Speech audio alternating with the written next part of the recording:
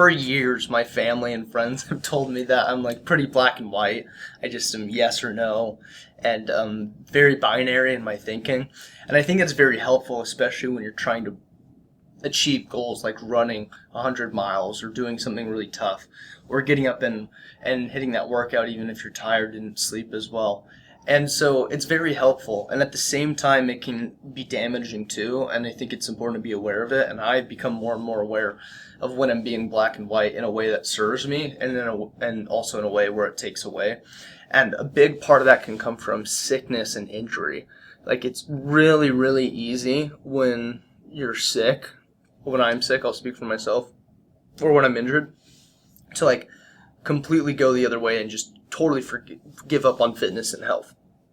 And so with like sickness, for example, it totally makes sense that it's like, yeah, rest, like make sure your body feels better. Though that can also lead to just being sedentary for the whole day and just not doing anything. And I don't think that's healthy, per se. Like rest, of course, sleep and drink water and vitamin C and whatnot. Though I have done a lot of like runs or just walks or biking when I'm sick, and totally remove the expectation of pace or achieving a workout, a split or something like that, and just completely remove that and just focus on being just the activity. Just like walking for 15 minutes, or maybe a 3 mile run where there was going to be tempo, or you're going to go a little bit faster. You just walk and run, and you split it up. Or maybe you even cut that run in half. And I think that goes a long way. At least I can speak for myself. Like, when I've been sick and then I go for a run, I feel so much better. And maybe, yes, it's not the workout I had planned, or it's not as long of a run as I was hoping for. But I swear to God, there's something about sweating it out. And I have found that to be helpful, opposed to being black and white and being like, I'm sick, do nothing. And I guess ultimately it's up to someone to decide, like, do you want to do nothing? And maybe that's a sign from your body or mind to be like, chill out. Though I find it very satisfying to be sick and still go for a run and still bike, and it hasn't killed me yet. Like, it hasn't hurt me. In fact, I think it gets me better faster. Even if it's just the endorphins from running is like masking the sickness, I feel like I feel so much better. And pro tip, like if you're hungover and you want to get rid of that, go for a 2 mile run. You don't even have to go fast, like walk a little bit. But that's always made me feel significantly better when I'm hungover. And so the same thing applies when it comes to injury in my mind. Is like, you might have runner's knee. What if you still biked? What if you still walked? What if you just did yoga, like or an upper body day in the gym?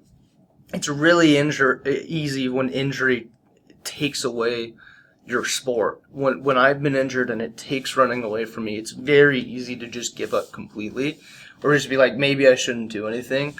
And that's the black and white that is harmful. I think the black and white thinking that tells you what's the point or do nothing, I think that's dangerous. I like the perspective of always doing something when you're injured or sick.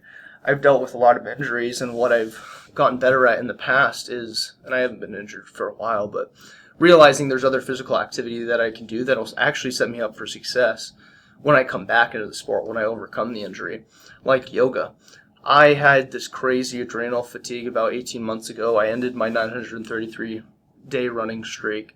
I had set a couple course records at races. I was just like killing it, and I just crashed. Like, I was sleeping 15 hours a day on the weekend and taking naps in the middle of work on the weekdays. And that was my sign that I needed to back things off.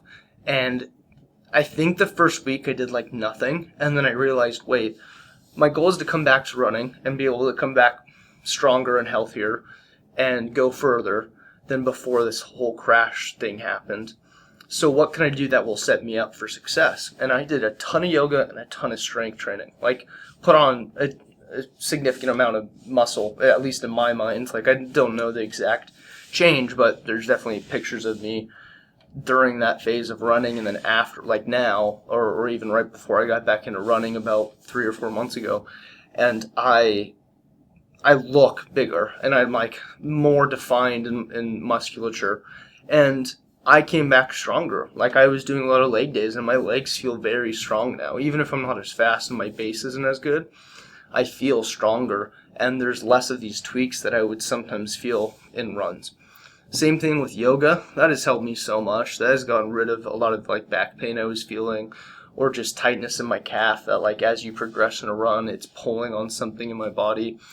And so I did those things opposed to being black and white and giving up. And so even if you're like sick for a couple days or your injury's not that big of a deal, you just need to take a week or two off, I would really encourage you to do yoga and or strength training, because just don't let that black and white mindset tell you to give up or not do anything.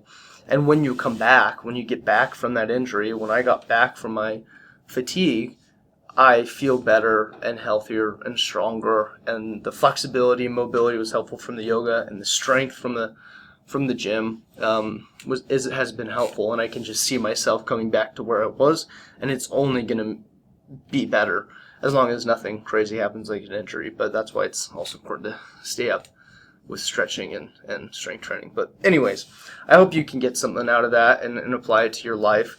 If you like this type of running and fitness content, feel free to subscribe. If not, that's cool too. I really do hope you just got something from this, because my goal is ultimately to help people, yes, get fitter with the running and increase their strength and whatnot, but also be happy and enjoy the process and be emotionally and mentally well throughout it, and just, I guess, overall developing your relationship with running. So I hope you got something out of this video, and I hope I get to see you in another one sometime soon. Peace.